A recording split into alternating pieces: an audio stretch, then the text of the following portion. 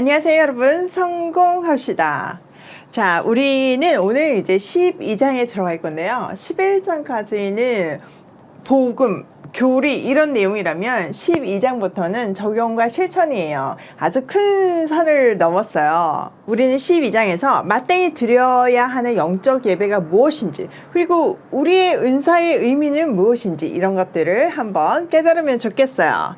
자, 12절. 그러므로 형제들아, 내가 하나님의 모든 자비하심으로 너희를 권하노니 너희 몸을 하나님이 기뻐하시는 거룩한 산 제물로 드리라. 이는 너희가 드릴 영적 예배니라. 자, 12장 1절의 첫 머리가 그러므로라고 시작하잖아요. 이거는요, 11장까지의 결론이라는 뜻이에요. 그러면 11장까지 내용이 뭔지 알아야 되겠죠. 그러면 11장까지 내용이 뭔가요? 좀 까마득하시죠? 아주 심플하게 세 가지로 요약할 수 있는데요. 첫 번째는 우리 모두가 죄인이라는 거예요. 두 번째는 그 죄인인 것이 율법이 드러내줬다는 거죠. 세 번째는 소망 없는 우리에게 하나님이 자기 아들을 내주심으로 당신의 사랑을 확증하셨대요. 그러므로 우리는 어떻게 살아야 되는가? 그 실천적인 내용이 12장이라는 거죠. 자, 우선 여기서 하나님의 모든 자비하심으로 이 뜻을 알아야 돼요.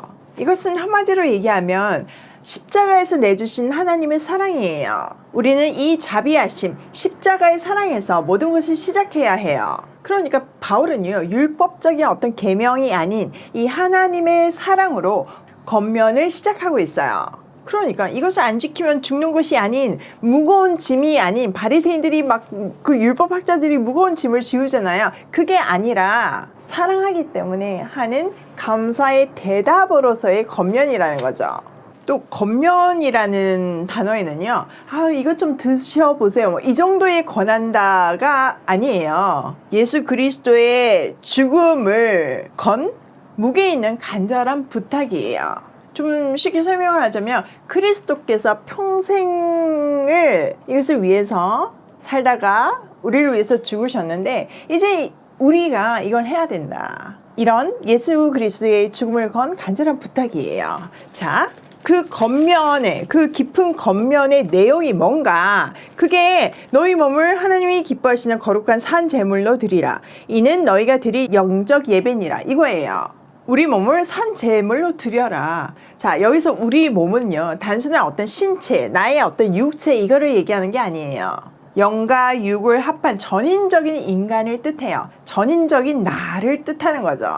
나의 모든 지, 정, 의를 사용해서 하나님이 기뻐하시는 거룩한 산 제물로 드리라고 말하고 있어요.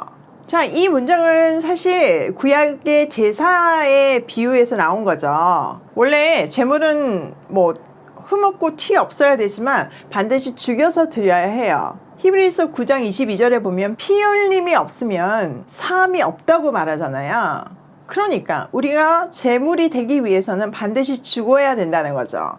즉 우리가 뭐 육체적으로 죽는 것이 아니라 살아있지만 죽은 제물처럼 온전히 하나님께 순종해야 한다는 의미예요. 이렇게 우리 몸을 하나님께서 기뻐하실 거룩한 산 제물로 드리는 것이 우리가 드려야 하는 합당한 영적 예배라고 말하고 있어요. 자, 우리는 공적인 예배들을 드리고 있죠. 교회에서 뭐 수요 예배, 새벽 예배, 금요 예배, 주일 예배, 여러 가지 예배가 있어요. 그런데 그 예배들 뿐만 아니라 우리 삶에서 날마다 드리는 순종의 삶이 예배라고 말하고 있는 거예요.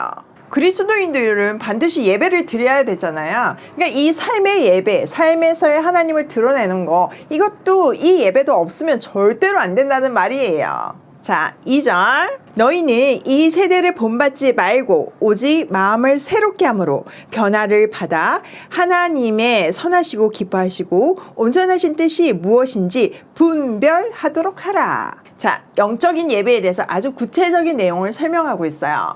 우선 세상을 본받지 말래요. 많은 사람들이 하나님을 믿으면서도 여전히 세상에 휩쓸릴 때가 많아요. 타협하기도 하고요. 그래서 세상 사람들하고 크리스천하고 구분이 안 되는 거죠. 세상 사람들하고 동일하고 어찌 보면 더 더러운 것 같은데 세상 사람들에게 너희는 죄인이고 나는 의인이고 막 이러면서 또 우리는 다르다고 주장하니까 세상 사람들 입장에서는 아니 뭐가 다른데 그러면서 교회를 비우는 거예요. 사실 뭐 가만히 있으면 중간이라도 갈 텐데 굳이 내가 의인이고 굳이 차별을 하는데 다른 게 하나도 없으니까 오히려 더 나쁘니까 비웃을 만한 거죠. 물론 그 비웃음에는 진리에 대한 어떤 반감도 있지만요.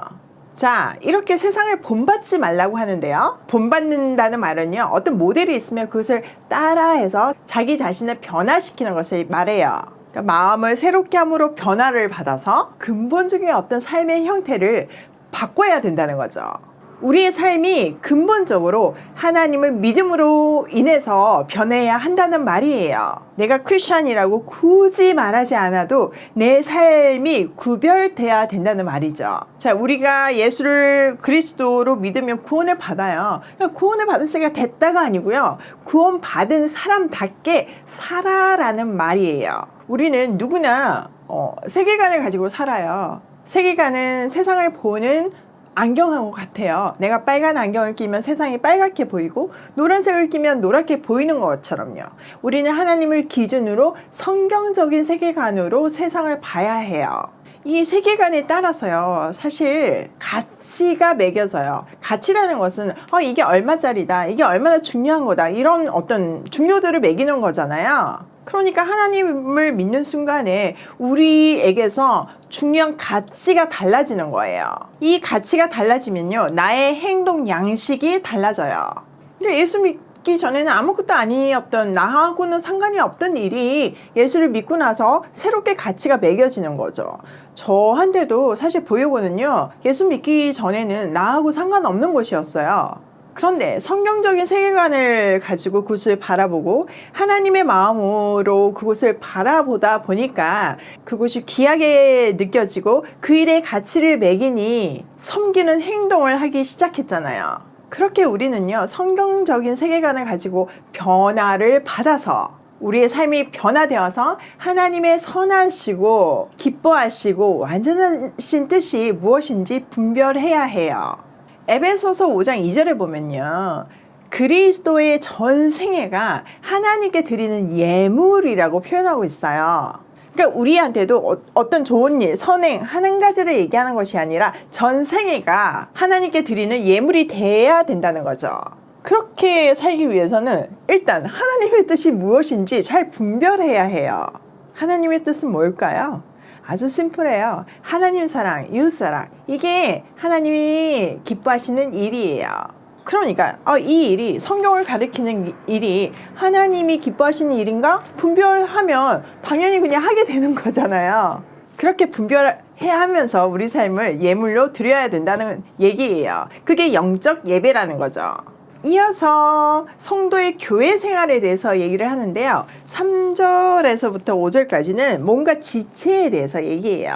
우선 3절 볼게요. 내게 주신 은혜로 말미암아 너희 각 사람에게 말하노니 마땅히 생각할 그 이상의 생각을 품지 말고 오직 하나님께서 각 사람에게 나누어 주신 믿음의 분량대로 지혜롭게 생각하라. 자, 내게 주신 은혜로 말미암아라는 표현은 바울이 아주 자주 사용하는 그런 표현이에요.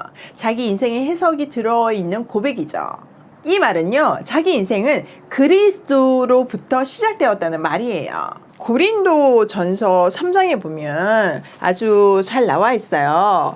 9절에 보면 우리는 하나님의 동력자들이요 너희는 하나님의 밭이요 하나님의 집이라 이렇게 얘기를 하면서 10절 내게 주신 하나님의 은혜를 따라, 이게 동일한 표현이죠. 내가 지혜로운 건축자와 같이 터를 닦아 두매 다른 이가 그 위에 세우나 그러나 각각 어떻게 그 위에 세울까를 조심할지니라.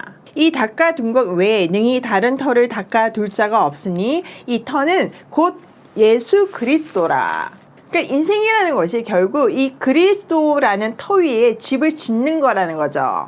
자기 인생은 이 그리스도를 기반으로 하고 있다고 고백하고 있어요. 그래서 집을 지을 때, 자기 인생을 살 때 잘 분별하면서 하라는 거예요.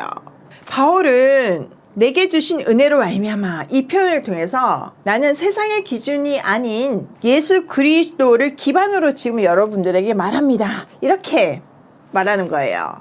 그러면서 스스로 마땅히 해야 하는 것 이상으로 생각하지 말래요. 하나님은요, 우리를 지으실 때 각 사람마다 우리가 완성돼야 될, 인생이라는 길을 통해서 완성돼야 될 어떤 완성의 파이널 그림을 염두에 두셨어요. 그 설계도가 있어요. 우리가 집을 지을 때 설계도대로 지으면 완성이 되듯이 우리도 하나님의 설계도대로 우리 인생을 지어가면 완성이 하나님의 뜻대로 된다는 거죠. 그러니까 우리는 그 하나님의 설계도대로 가야지 그 이상으로 생각하지 말라는 거예요. 남의 설계도가 더 좋아 보인다고 그거 따라 하지 말라는 거죠. 우리는 진짜 남들하고 비교를 잘하잖아요. 근데 그게 얼마나 우리에게 불행을 가져다 주나요? 그 남의 옷을 억지로 나한테 끼워 맞췄을 때, 남의 설계도를 억지로 나한테 끼워 맞췄을 때 나는 절대로 행복해질 수가 없어요. 잘할 수도 없고요. 그러니까 하나님께서 각 사람에게 나누어 주신 믿음의 분량대로 분수에 맞게 생각하래요. 자, 여기서 믿음의 분량은요, 우리가 생각하는 어떤 능력이나 크기나 이런 차이를 얘기하는 게 아니에요. 우리는 보통 그런 능력 차이, 크기 차이 이렇게 생각하잖아요. 그게 아니에요. 성경이 말하는 거는 역할과 기능의 차이를 말하고 있어요. 성경은요, 교회 공동체를 머리 대신 그리스도의 몸이라고 표현하잖아요. 그러니까 우리는 몸의 각 지체예요. 우리 몸의 지체는요, 어느 곳 하나 같은 역할을 하는 곳이 없고요, 한 것도 없어서는 안 될 것이 없어요. 하나님이 이렇게 각 사람에게 다른 역할과 기능을 주셨다는 거죠. 만약 제 손이 제 발을 너무 부러워해서 나도 발처럼 맨날 땅에 댈 거야 이러면서 두 손으로 바닥을 걷는다면 제 몸이 제대로 작동하지 않는 거잖아요. 또 발이 난 땅에 자꾸 닿이는 거 너무 싫어. 그러니까 나도 손처럼 들려서 다닐래. 그래서 다리가 계속 하늘로 든다면 제 몸이 어떻게 되겠어요? 제대로 살 수가 없는 거예요. 이처럼 우리 각자에게 주신 역할을 감사하고 충성되게 그 역할을 감당하라는 말이에요. 머리이신 예수 그리스도께서 시키는 대로 우리는 움직이면 되는 거죠. 우리가 서로 비교를 하고 서로를 질투하고 서로를 부러워할 때 자기 역할의 만족도가 확연히 떨어지고 좌절하게 되고, 그러면 건강한 공동체를 이루지 못할 뿐만 아니라 내 기능도 제대로 활용하지 못해요. 나의 은사가 활용되지 않는 거죠. 사실 우리는요, 하나님이 주신 역할을 할 때 가장 행복해요. 그리고 가장 잘할 수 있어요. 저는요, 창의적인 생각을 잘하고 앞에 뚫어내는 걸 잘해요. 우리 남편은 그 생각들이 실행되게 하는 걸 잘하고 백업하는 걸 잘해요. 근데 저는 굉장히 가부장적인 집에서 자라가지고 남자가 앞서는 걸 더 좋아했거든요. 자꾸 남편을 밀어내니까 제가 어떻게 했어요? 저는 뚫어내는 역할이니까 계속 남편을 뚫고 막 찌르는 거예요. 근데 하나님 안에서 이 역할에 대해서 다시 해석하게 되고 제대로 그 정의를 알게 되니까 위치가 바뀌었어요. 그랬더니 산으로 가던 배가 이제 제대로 가게 되는 거죠. 복음은요, 진짜 우리 인생을 지옥에서 천국으로 이동시키는 정말 그 모든 것이에요. 제가 아직도 남편 뒤에서 이걸 뚫고 있었다면 제 삶이 얼마나 지옥이었겠어요. 여러분, 혹시 자기 은사에 대해서 제대로 파악하지 못하고 남을 부러워한다면 제자리로 돌아가세요. 자기 역할을 할 때 가장 행복하고 그 역할을 가장 잘할 수 있게 만드신 분이 하나님이세요. 자, 4절. 우리가 한 몸에 많은 지체를 가졌으나 모든 지체가 같은 기능을 가진 것이 아니니 이와 같이 우리 많은 사람이 그리스도 안에서 한 몸이 되어 서로 지체가 되었느니라. 한 몸에는 많은 지체가 있고 다 다른 일을 해요. 이처럼 우리도 여럿이지만 그리스도 안에서 한 몸을 이루고 우리의 각 사람은 각각의 지체고 서로에게 지체예요. 이 기능은요, 가정, 교회, 회사, 그 어떤 공동체라도 적용되는 원리예요. 이 원리를 깨달은 성숙한 공동체는요, 서로 비교하지 않고 일을 하면서도 행복하고 순조롭게 진행될 수밖에 없죠. 하나님은요, 우리를 동력자로 부르셨어요. 솔직히 부족한 우리를 끼우지 않고 전능하신 하나님께서 혼자서 다 하신다면 일이 더 일사천리로 진행될 거예요. 그런데 굳이 부족한 우리를 초대하셔서 함께 발맞추어서 그 일을 완성하기를 원하세요. 그러니까 모든 사역은, 우리 모든 사명은 하나님의 사랑에 초대인 거죠. 여러분, 언제 가장 즐겁게 일하시나요? 어떤 환경이 가장 일하기 좋은 환경이에요? 네, 맞아요. 사랑하는 사람하고 일하는 게 가장 좋은 환경이고 효율도 가장 높아요. 그 일이 무엇이든지 간에 그 존재로 인해서, 그 사랑하는 사람으로 인해서 이미 행복하잖아요. 그 원리를 우리 삶에 적용할 때 우리 모든 사역과 사명이 행복하고 즐거워져요. 자, 다음은 은사와 직분에 대해서 얘기하고 있는데요. 우리에게 주신 은혜대로 받은 은사가 각각 다르니 혹 예언이면 믿음의 분수대로, 혹 섬기는 일이면 섬기는 일로, 혹 가르치는 자면 가르치는 일로, 혹 위로하는 자면 위로하는 일로, 구제하는 자는 성실함으로, 다스리는 자는 부지런함으로, 긍휼을 베푸는 자는 즐거움으로 할 것이니라. 하나님은요, 각 사람에게 은사를 주셨죠. 은사는 하나님께서 주신 선물이에요. 그 신령한 선물을 우리는 하나님으로부터 받았어요. 자, 우선 그 은사 중에서 예언을 얘기하는데요. 진짜 오해가 많은 단어죠. 이 성경에서 말하는 예언은요, 점쟁이가 말하는 그런 예언하고는 완전히 달라요. 특별히 이 예언에 대해서는 믿음의 정도에 맞게 예언하라고 되어 있죠. 이 예언은 하나님의 뜻을 알리는 모든 활동을 얘기하는데 개인이나 공동체의 수준에 맞게끔 하나님의 말씀을 가르치고 전하라는 말이에요.